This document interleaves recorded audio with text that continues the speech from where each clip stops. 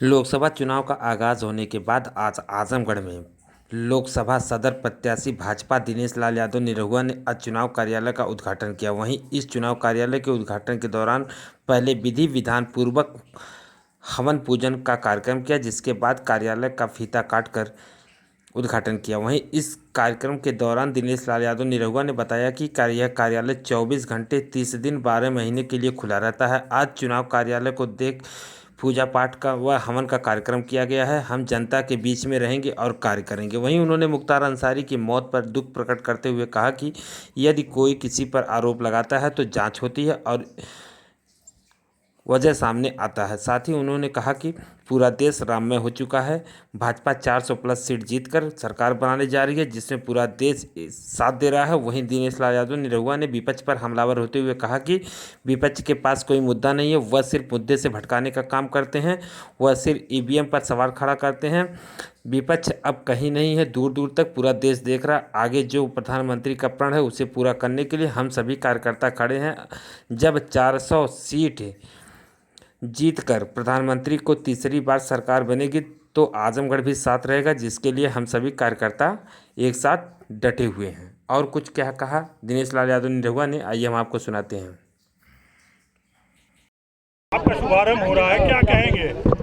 मैं यही कहना चाहूँगा आजमगढ़ की जनता को। आजमगढ़ की जनता भी जानती है ये कार्यालय जो है वो 24 घंटा 30 दिन 12 महीने खुला रहता है।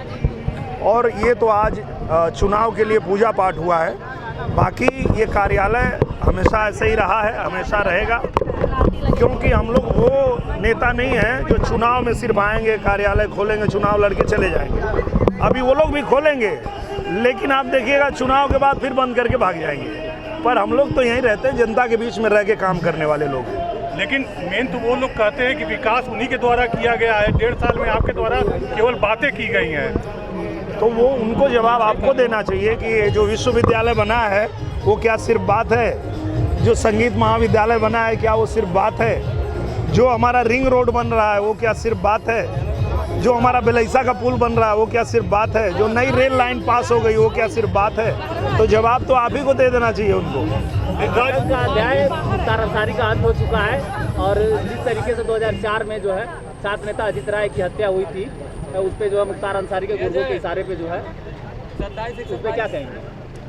उसमें हम क्या कह सकते हैं? जिसके विषय में कानून, अगर कोई कानूनी कार्रवाई हो रही है, कोर्ट उसको फैसला दे रहा है तो वो तो कोर्ट का फैसला है।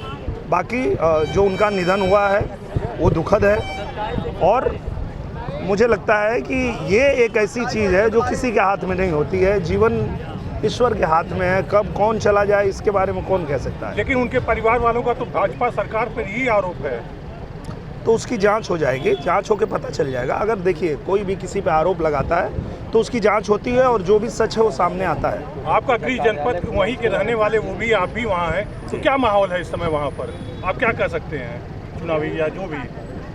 कहना क्या है, पूरा देश राममय है और पूरे देश में जो है वो कमल खिल रहा है। 400 सीट जीतकर हम लोग फिर से सरकार बनाने जा रहे हैं और नरेंद्र मोदी जी जैसे इस देश को ताकतवर बनाए हैं, पूरा देश चाहता है कि फिर से कमल खिले। तो पूरा देश उनके साथ है तो फिर उनको कौन झुका पाएगा? अच्छा, विपक्ष जिस तरह से लेके मुख्तार अंसारी के मौत को लेके जिस तरह से मुद्दा बना रहा है, उसको लेके आप क्या कहेंगे? विपक्ष का यही काम है, मुद्दा से भटकाने का ही काम वो लोग करते हैं। वो अपने हार का जिम्मा कभी ईवीएम पे फोड़ देते हैं, कभी कुछ फोड़ देते हैं, कभी कुछ कह देते हैं। विपक्ष के पास काम है नहीं, उन्होंने कुछ किया है नहीं, जनता के बीच रहे हैं नहीं, तो अभी यही सब बातें करेंगे वो लोग। तो क्या लगता है इस बार विपक्ष का ये मुद्दा हावी होगा कि मोदी सरकार की योजनाएं? मुझे लगता है विपक्ष कहीं नहीं है, दूर दूर तक नहीं है।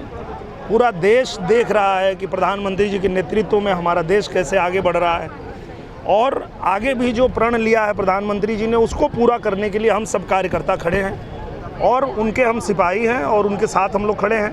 400 सीट जब जीत के नरेंद्र मोदी जी तीसरी बार प्रधानमंत्री बनेंगे तो आजमगढ़ भी उनके साथ खड़ा होगा। इसके लिए हम लोग भी आजमगढ़ में डटे हुए हैं।